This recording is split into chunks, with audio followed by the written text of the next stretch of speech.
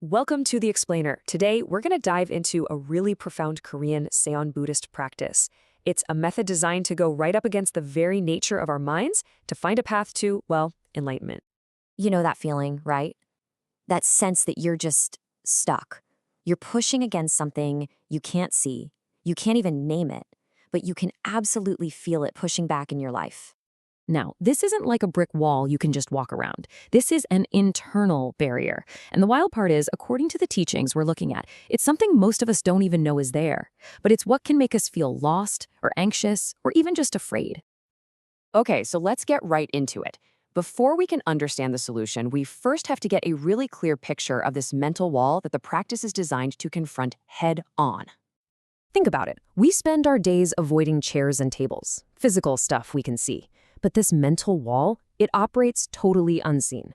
Starting this practice is described as being like flipping on a black light in a dark room, and bam, suddenly this wall is illuminated right in front of you, and you become keenly aware of what's been holding you back all this time. So, what do you do about this wall? Try to go around it? Slowly chip away at it over a lifetime?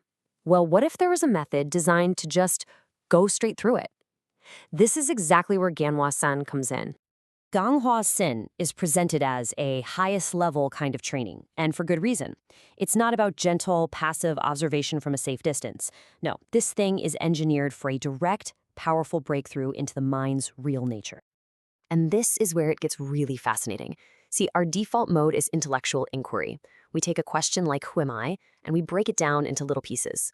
But there's always a little piece of us left over, the one doing the analyzing. Ganhwaseon tries to do something radically different. It aims to go deeper, to get rid of the very foundation of that knowing, and just arrive at a direct, unshakable experience of truth.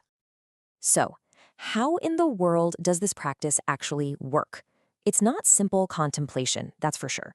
The whole thing is driven by a powerful, and honestly, a pretty intense concept: great doubt. So a practitioner is given something called a Hwadu. Now, I want to be super clear here. This is not a riddle for your brain to solve. It's not a mantra. Think of it more like a tuning fork, a tool designed to make your entire being vibrate with a single, profound, all-consuming question. And this right here is the absolute core of it. We are not talking about the kind of doubt you have when you think you might have left the stove on. No way. This is a deep existential questioning that when the practice really gets going, you just can't escape.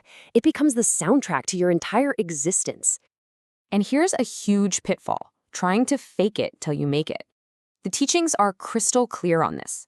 If you have to sit there and consciously force yourself to feel doubt, you're not really doing it. The real practice only kicks in when the doubt takes on a life of its own.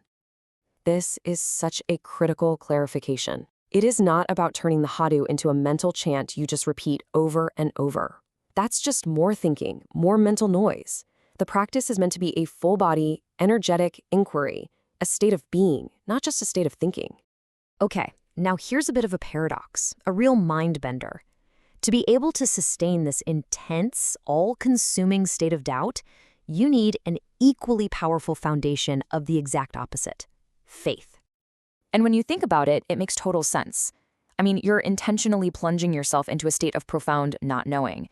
That's disorienting. It's difficult.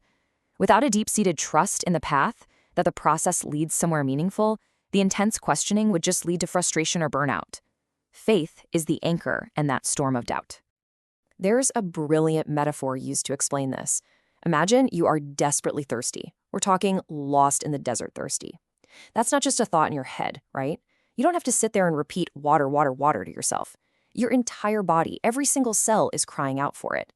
That is exactly how the Hwadu is supposed to work, as a deep instinctual need held by your whole being.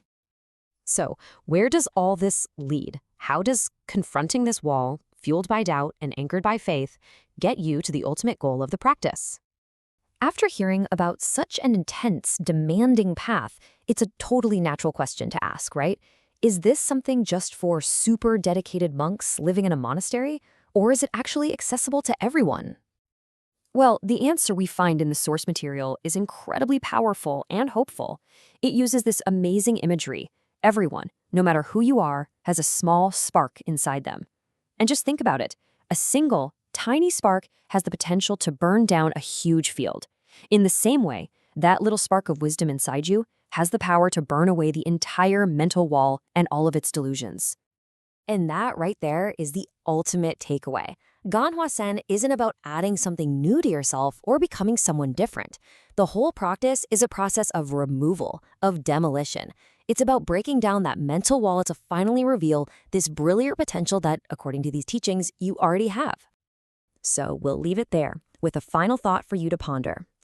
If this immense potential for clarity and freedom already exists inside all of us, what could your inner spark ignite?